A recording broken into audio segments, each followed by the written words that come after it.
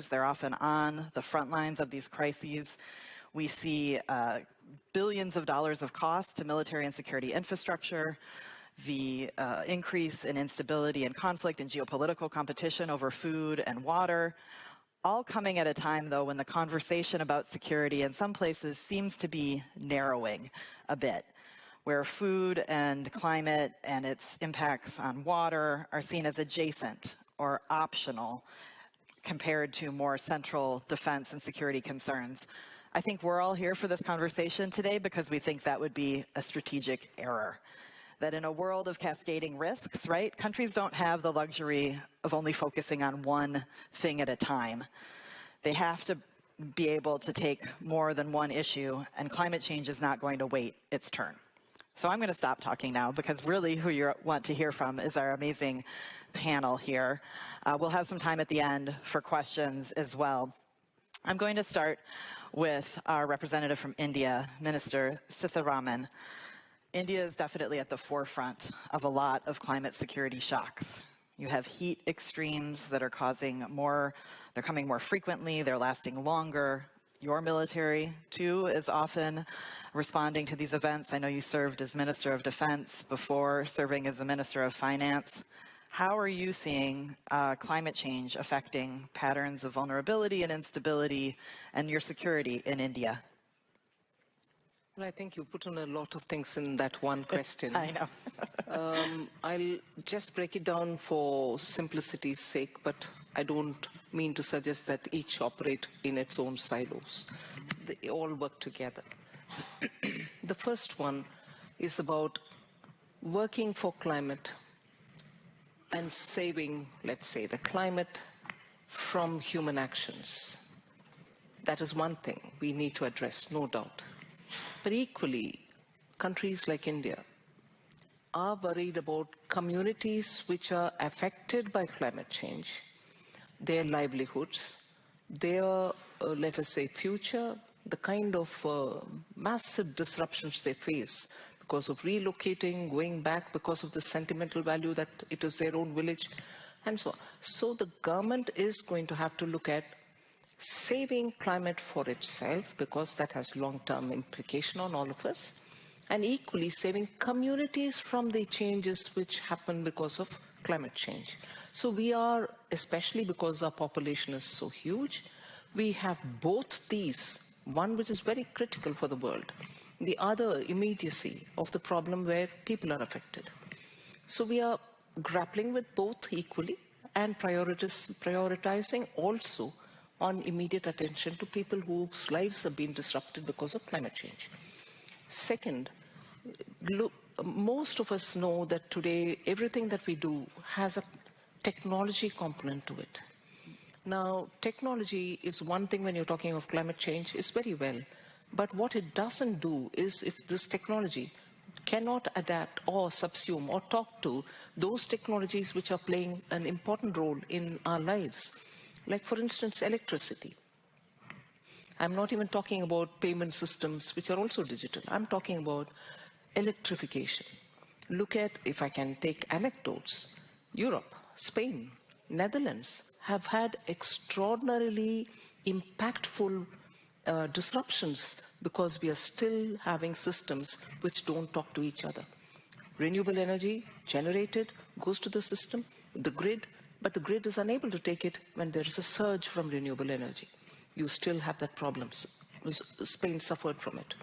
Similarly, fairly archaic structures through which electricity is being distributed, Netherlands being one case, the system is unable to cope. You need the transitional time when all of this can be brought on. That's a second type of problem. India also faces that. But I think we are slightly better off because we are a late starter, but we are going ahead with it. The third is, I think, not just emission, which is a very important factor, no doubt.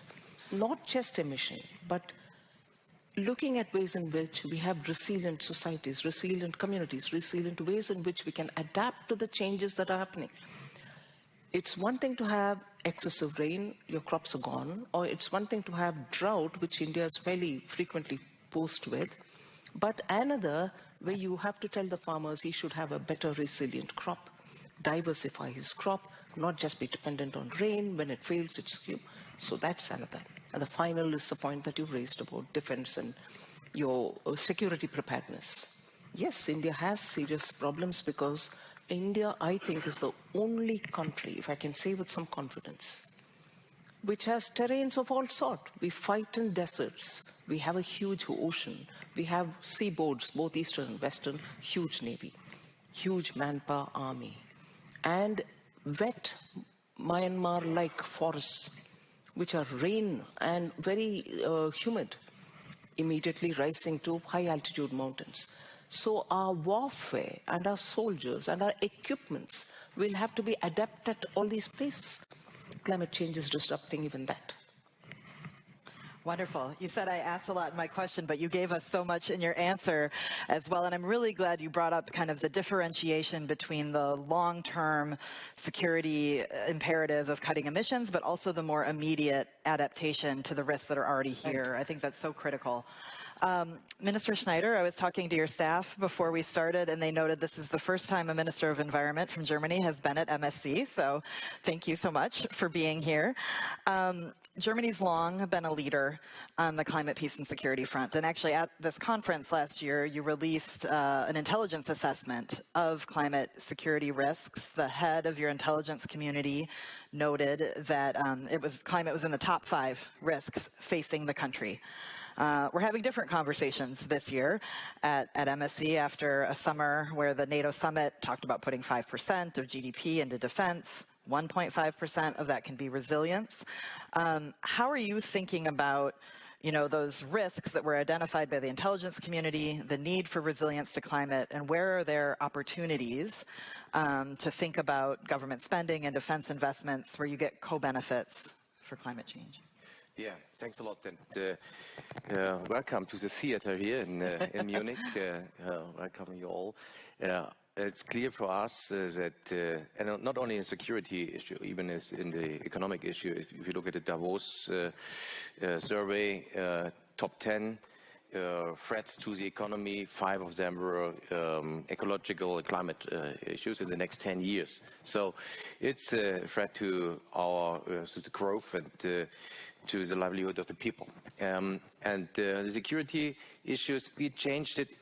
To make one point clear, Germany stays on a multilateral stance. We support the IPCC and the United Nations. We want to work together with different countries, other countries on the world, to prevent climate change. And it's a success. I mean, if we wouldn't have had the Paris Agreement, then it would be 5 degrees warmer in the next years to come, and so it's we're going to 3, and our aim is to keep it at 1.5. This is our aim, and we invest a lot of money and the change of our societies, the supply system of our energy. For instance, we improved renewables, the grid. 70% of renewables are sometimes in the grid, and it works. The perception by the engineers were less, it's possible up to 40% or 50 10 years ago, and now they can manage with 70. So there is huge progress, and we believe in science to say that on that point. And the finance, you mentioned the spending for defense. Yes, there was too less spending in the last decades. I was long serving in the budget committee. We had this peace dividend after 1990, and we lowered our expenditure for our security issues.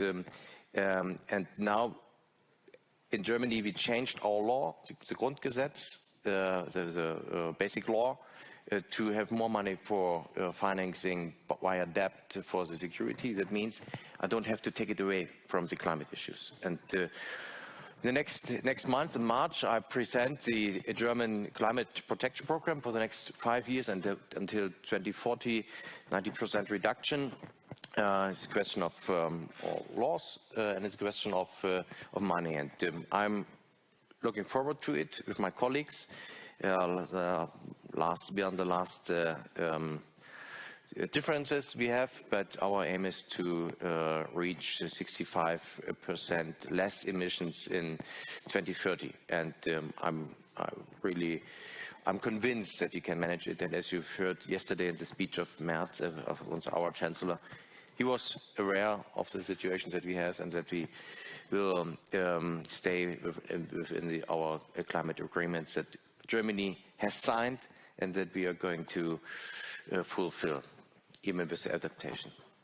Wonderful. That's great. And I mean, as you point out, 1.7 is better than 2, 2 is better than 3, right? We need to continue to focus on the emissions cuts. And as you say, we can find ways to both continue our climate commitments and the really critical defense commitments. They're not either or. The two, I think, go hand in hand.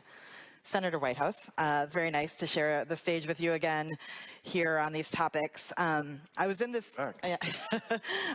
room last night listening to some other American colleagues talk about foreign policy, and the U.S. ambassador to NATO was actually asked about climate security directly, and he said, I think if I remember the quote correctly, I'm not a climate denier, but I'm a climate skeptic. And we have Secretary of Defense Hegseth, who is perhaps a little less diplomatic in how he talks about climate change these days. But yet we have many military officers, uniformed military officers, including the first Secretary of Defense for President Trump in his first term, Secretary Mattis, who've seen these challenges on the front lines and are very pragmatic and recognize the threats climate poses. From your perch in the Senate, how do you see the U.S. role in managing these climate security risks? Well, let me start by observing that a senior official of the United States of America this morning took the stage at the Munich Security Conference and described climate science as a cult. So let me apologize for that. That, to put it mildly, is a comment that will not age well. What we are seeing in the United States is the leading edge of climate insecurity coming at us economically. The fossil fuel industry specializes in lying about what the future looks like if we don't deal with their emissions. But the insurance industry can't lie about that. They have huge fiduciary obligations to get it right. They have massive financial incentives to get it right. And what you're seeing now is the insurance industry in America leaving entire states. Where they're not leaving entire states, they are non-renewing thousands and thousands of individual customers. And where they're not renewing, they're either raising rates or making demands like, you have to put a new roof on your house to keep your insurance. And that is the opening stage of an economic cascade that goes from insurance market failure to mortgage market failure to property values crash to recession. And I wish I could say this was just a United States problem, but a year ago, The Economist magazine published a warning that there's a $25 trillion hit coming to global real estate markets because of this phenomenon. And it's not a warning that's coming out of green areas. You know, I love Greenpeace. You guys are the greatest. This isn't you guys warning this stuff. This is like the chairman of the Fed saying that in 10 years, whole regions of the United States will no longer have mortgages. This is the chief economist of Freddie Mac, our enormous mortgage company, predicting a 2008-style recession from this cascade, starting just with coastal property values crashing. Of course, the evil sibling is wildfire, causing a similar crash. So I think what we are going to see is the immediacy of that economic effect, which is now on the ground, alive and well, causing American families to suffer economically and going to become, I think, a major political question. That is going to work its way back into the conversation so that we go back to being fact-based about this question. What this administration is saying about climate change can literally only be put in the category of corruption.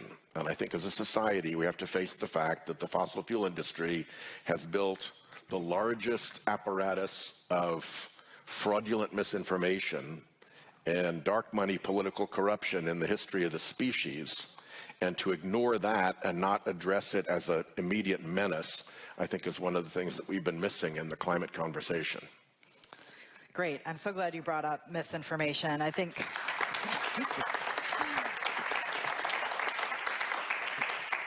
clearly your comments are resonating, and I think people are happy to hear that there are still folks in America who are very concerned about this topic. I'm going to ask folks about dis and misinformation in a second, but now I want to turn to you, Mads, with Greenpeace. I think some people might see your name on this roundtable and say, why is the head of Greenpeace at the Munich Security Conference? And so I'm going to ask you, what do you hope to get out of conversations here? Why do you think it's so important to bring the climate issue to this kind of security audience? I'm surprised that anyone would be surprised about seeing us here. I mean, I think, and maybe I feel like a broken record, like I'm sure many of the scientists that have been talking about climate change and the systemic impact that would cascade through all our systems, economic, food, other human security issues. I mean, this is all over the place. We've been at this since the early 90s, and yeah, we are on the inside, like these conventions. Yesterday we were outside with a banner on one of the cranes just 50 meters down the street talking about the problems of gas imports into Europe. So I think we have to be at it. I think at these conferences we've been telling each other for a long time that those least responsible for the climate crisis, the planetary crisis, are those who are being hit hardest by it. That remains to be true, but it's also changing. It's clear we will all be impacted. As you mentioned, we passed the first tipping point officially now with the 99% probability of loss of warm water corals. We are in the danger zone now, the 1.5 to 2 degrees, where we are talking about the loss of the Amazon rainforest, where we are talking about the melting of the Greenland ice sheet, the West Antarctic ice sheet, and we are fast approaching some of these really systemic-wide tipping points, whether it's the AMOC, the ocean current in the North Atlantic, or some of the other systemic tipping points that will have civilization disruption potential on a local, on a regional, and perhaps also global level in a foreseeable future. If that's not security, what is?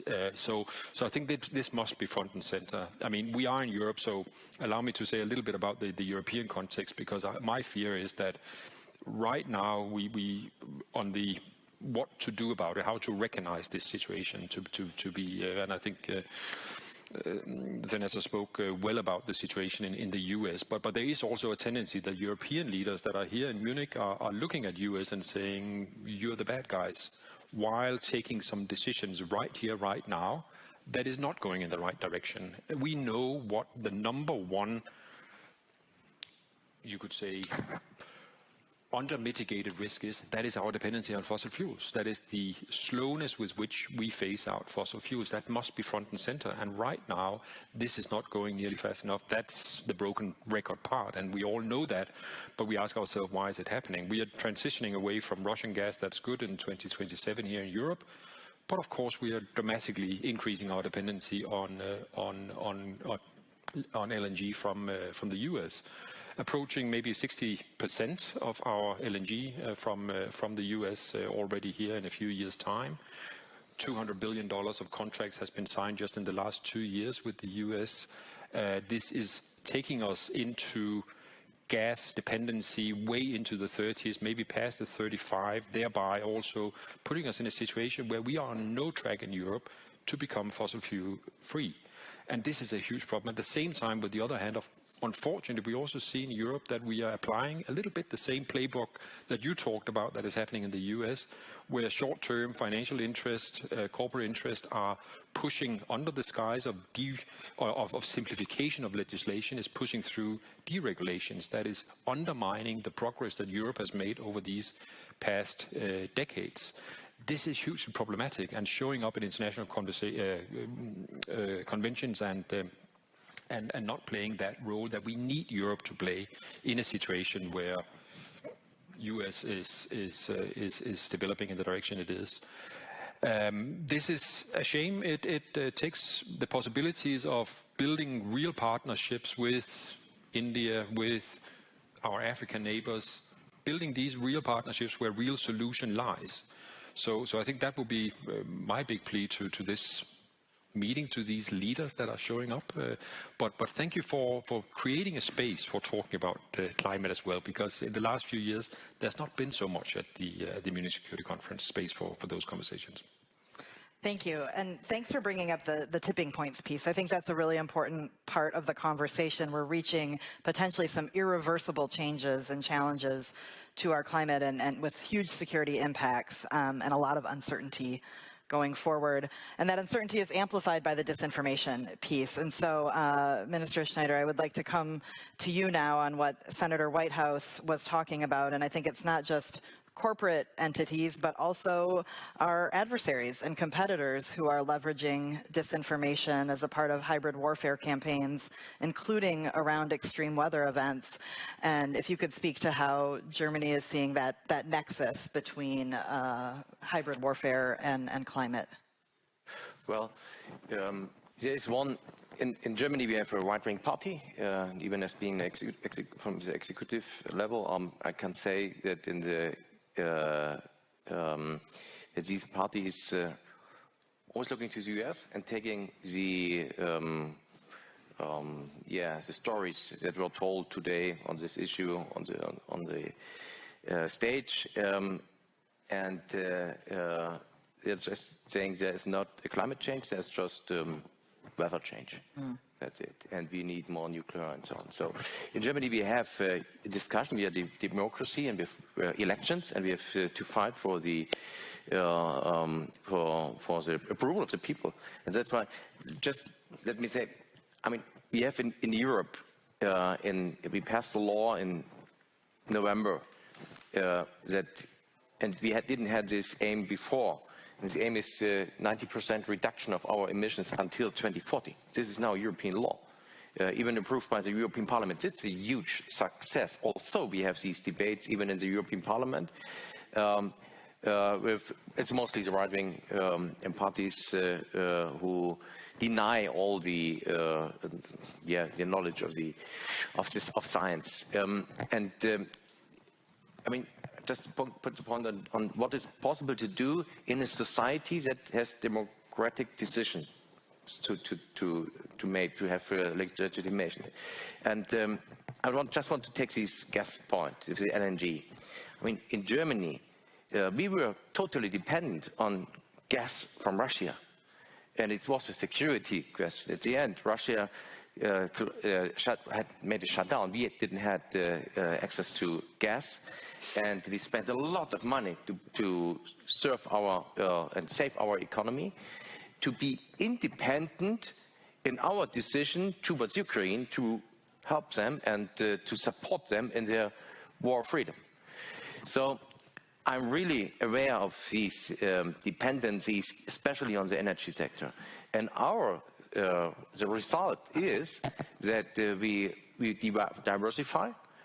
We don't buy anything from Russia anymore, and we diversify. And most of the gas is coming from pipelines, pipeline gas. 90% is pipeline gas from Norway, Netherlands, other European countries, and 10% is LNG. And from this LNG, 90% is from the US. Okay. And we need it for a period of time until we have enough renewable energies in the grid. And our aim, as I mentioned, is 80% of our energy is now needed in 2030, so coming from renewables. And it's tough to put all the windmills onshore. And being elected for many times in Eastern Germany, where the right-wing party is strong, it's not as easy to get support for it if the people have nothing from it. So what I put onto the table is, we always have to, you made it, Senator, how does it affect normal people's lives and who's paying the bill? This question on who's paying the bill is one that is really important even for the supporters of solutions to prevent climate change. And I'm going to look at this with subsidies and to help people with lower incomes to live sustainable. And this is an important point that, to be honest, I think we missed that in the last decade, and maybe this made these right-wing parties stronger and gave them a point. Also, most of the people know they can't live like the decades before. I'd say it's actually a little bit more than that. I'm here on Codell McCain, named after John McCain, who was very active in the Munich Security Conference and who famously said that Russia is a gas station run by gangsters that has an army. And that gas station part is significant.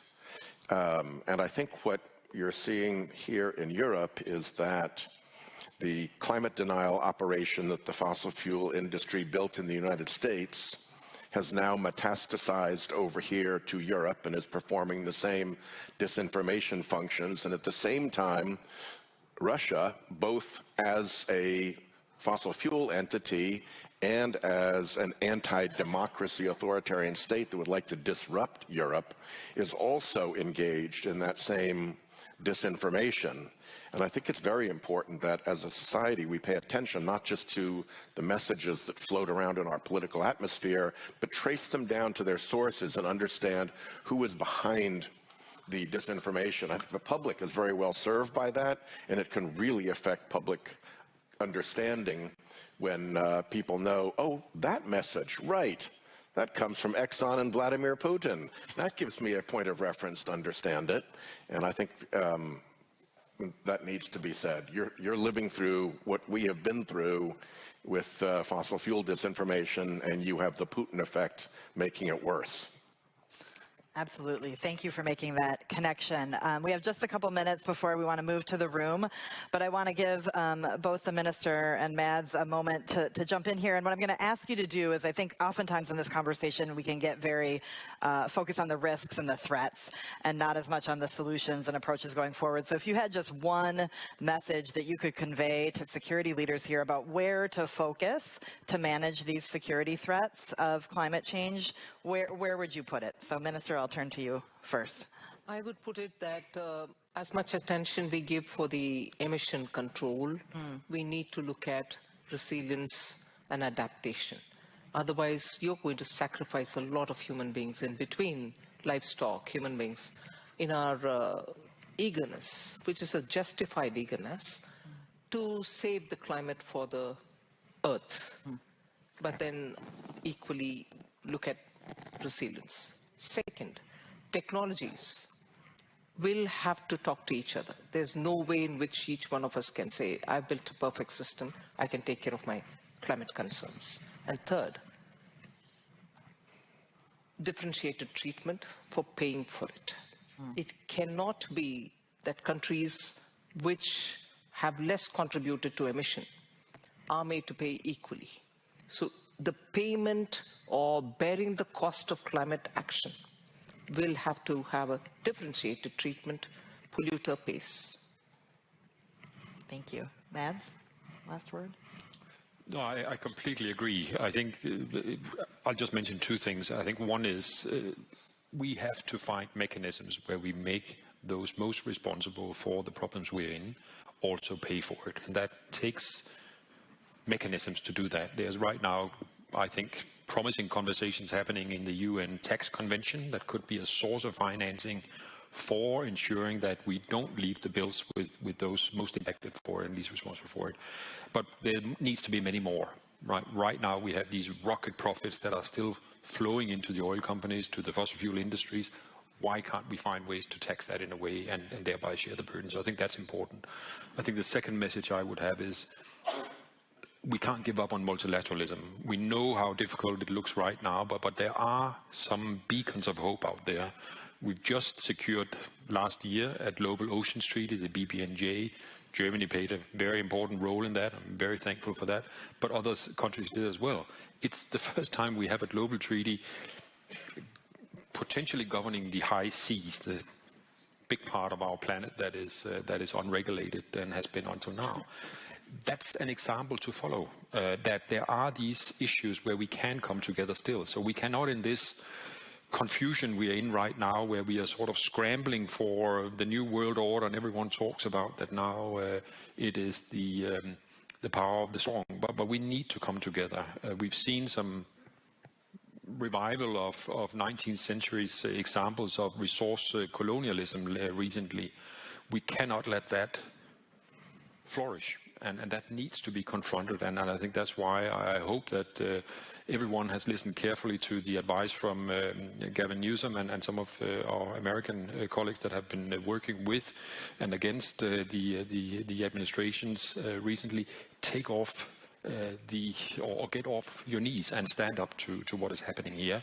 And I hope everyone also heard what Macron suggested, namely that we stop buying into the narrative that we hear about a weak Europe. There is a lot of force of good in Europe that can be galvanized if we still believe in multilateralism, if we still believe in global collaboration. If you wouldn't mind, can Sure. I add one Very point? briefly, yes. It's not as if we are speaking as if, everybody else has to do the work and we have nothing. India has increased its commitment to the climate action. We were at something like 3.7% of our GDP 6 years ago, spending on climate action. But today, we are somewhere close to 5.6%. So more than doubled in a matter of 6 years. We've put money to achieve the targets or the nationally determined commitments. So we are not waiting for funds to come from, technologies to come from elsewhere, but they should come. Even if India can't go beyond this, I fear many African countries wouldn't be even able to reach this or this far. I'm not trying to patronize them, but limitations will have to be understood. Thank you. All right, we have some microphones around the room for questions. Let's go here in the front row first. Please just state your name and organization briefly, and then a brief question. Thank you very much. My name is Tony Agatha. I'm the EU Climate Envoy. Super happy to be here and that we're talking about climate because people commiserate with me when I tell them what I do. But I just wanted to, if I'm allowed to put some positive spin. I don't want to gainsay anything that was said here because I believe, especially the cost of inaction, which the senator so eloquently put. But no one should mistake a downward political cycle, which we are in, with an upward economic trend. There's a crisis of confidence. A lot of people dealing with this that we're like, not even green hushing, but green gagging ourselves because others want us to believe that it's all false. But if you look at the economic indicators, how solar has come down from 68% since 2015 in prices. If you look at that, the last 4 years, Wall Street bankers are earning money more in green projects than in fossil fuels. 950 institutional investors around the world saying we're going to, 4 out of 5 of them saying we're going to increase our green allocations. It is happening. The transition is happening. And for the EU, there's no going back. For us, staying the course is economic sense and it's geopolitical sense. And I think we should be a bit confident about that. And thank you for allowing me to say that.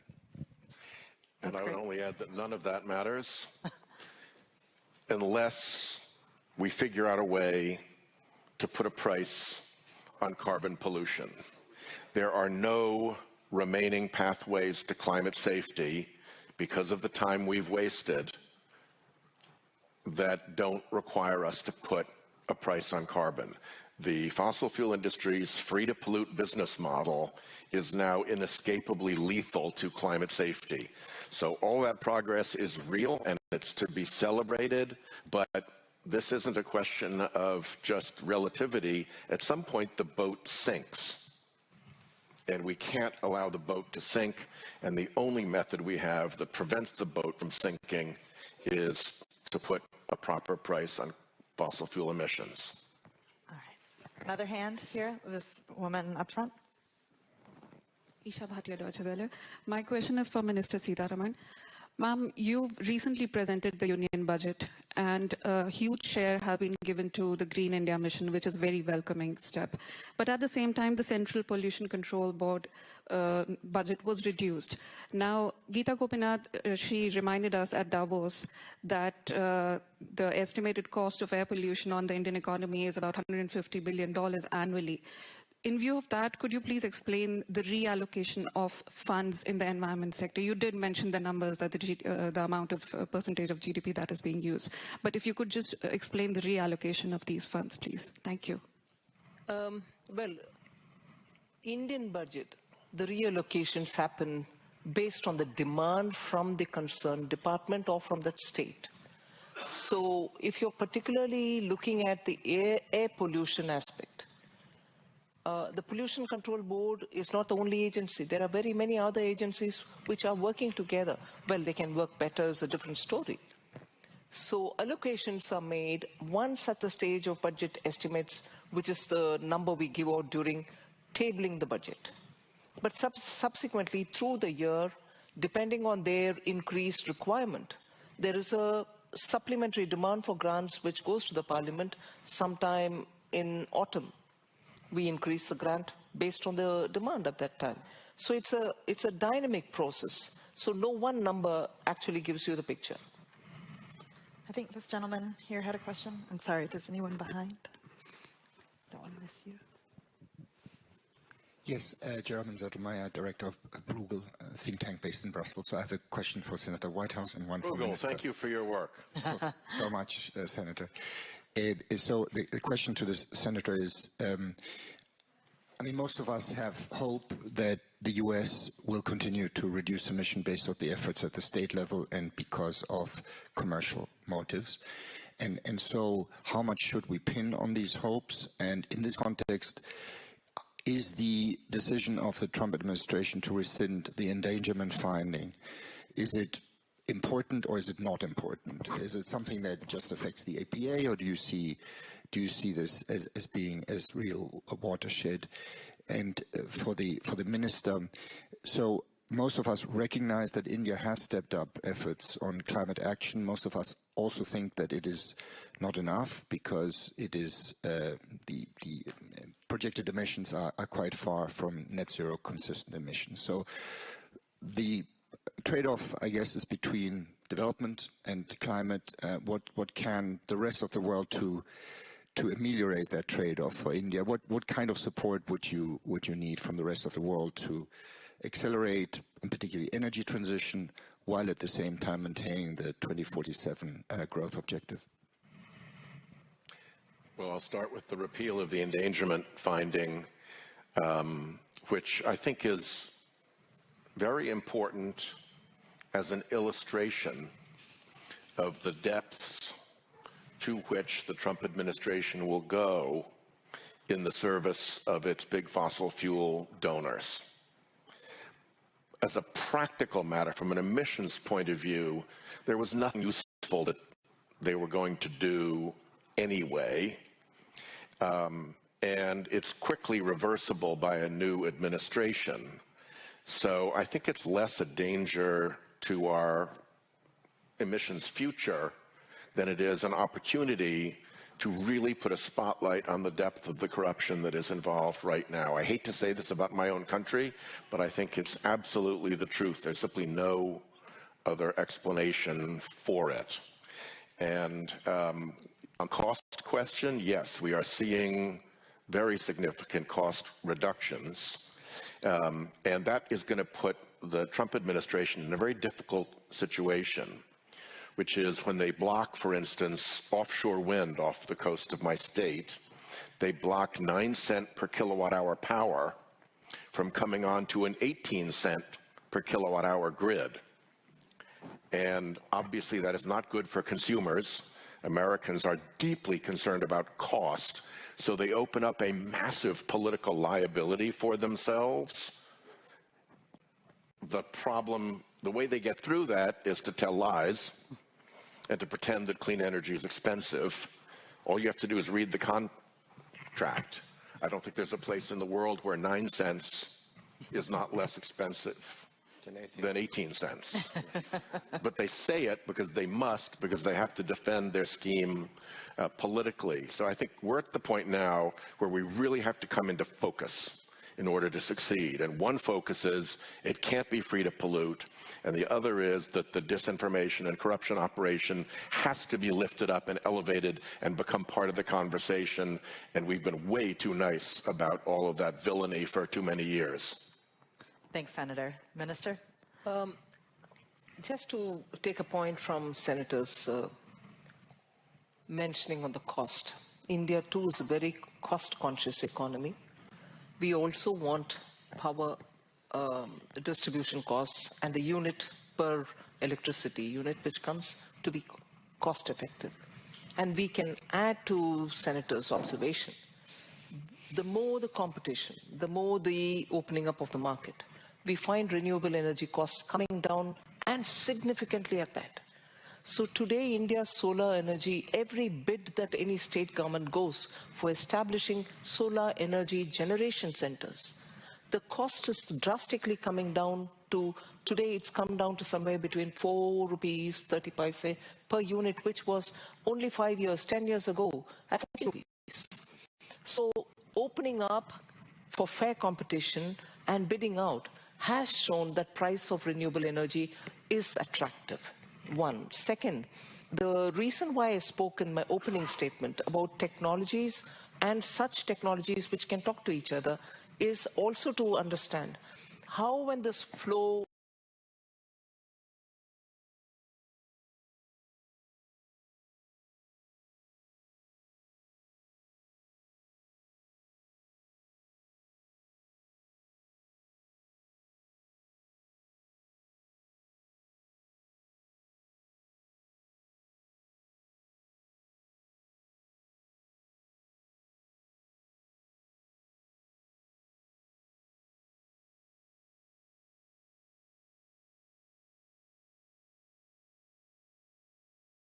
in a surge form of solar energy comes in, is what is the we want sharing of technology with us, because 1.4 billion people depend on power that we can generate and generate in an eco-friendly, sustainable way. So if there are technologies which we are not asking for free, come and do the business there, earn out of it, please give us the technology. That's where we want people to be open on sharing technologies, because it's for the larger cause.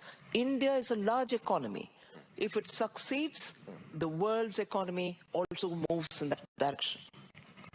I think we can squeeze in one more question. I saw a hand over here. I'll have to be fast, though. So. Thank you. Andreas Berger from Swiss Re. We are a reinsurer, so the shock absorber from the insurance industry that you mentioned. So just wanted to bring in another dimension. The real problem, obviously, yeah, climate change is one problem, but the real problem is really population growth. And got all the attention here.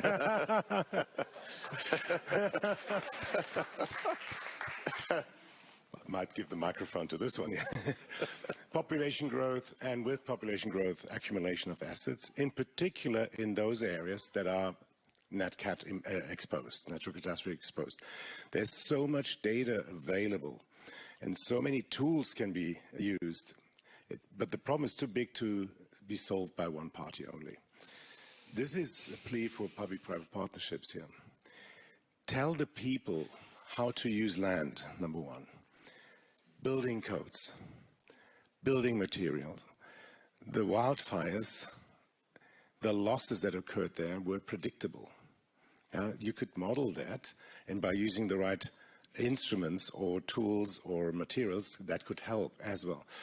Now, I'm not denying all the policies that could be introduced, but at the moment we need to help people because the protection gap is increasing, the insured losses versus the losses that are not insured, economic losses. That's widening, in particular also in the US. It's not a third emerging markets problem. So tools are there, the pleas for public-private partnerships, that can be done today. right now. Wonderful. I'm going to give each panelist just 30 seconds very briefly. I think the heart of that question is how do we get ahead, right? How do we prepare for these threats as opposed to being caught on the back foot in partnership with the private sector? Minister, we'll just go around very briefly. Yeah, I would be happy we would have these growing population problems in Germany. We don't have. It's in all over Europe. But you're right, for the world, especially in the areas that are most affected. We price carbon in Germany and Europe. We will continue that. There will be hot debates with India, other countries because of CBAM. And we had this in Belém with the adaptation question. You raised that. And my point is we have to do both, adapt and prevent climate change and do climate action. This is what I would ask you to do it together. And I mean, you manage it with the energy sector. These renewables were grown up here in Germany by law. I've been in Parliament these years, 2000, and then now they change the world. And with these new technologies, be open for new technologies, with price resources, and invent new products or techniques that could be a good way to come along and not only do the adaptation. I hope you are still investing in Germany, right, for the insurance. All right, Mads, 30 seconds. I don't know if you can cover that in 30 seconds, but I think we have to be real about this. And the fact is that there are some of these cascading risks that cannot be adapted to. And therefore, the only sustainable strategy is stop burning fossil fuels. It's the only thing that works, and we have to accelerate that. And I think that there the space for public-private civil sector is huge. As I mentioned before, I think we have a whole continent just south of Europe. We have many parts of the world who want to work constructively. There are key barriers, whether it is the debt burden, whether it is de-risking. There are so many strategies that could be applied in order to scale that. Now, as I said, in Europe right now, we've chosen a different pathway. Right now, I hope we can still get it back on track, but right now it's not on the right track. The scale of investments that are happening in order to actually overcome this renewables in our own zone, but also in others, is simply not where it needs to be. Thank you. Minister? India will continue to invest in renewable energy. In fact, we've been building up on that.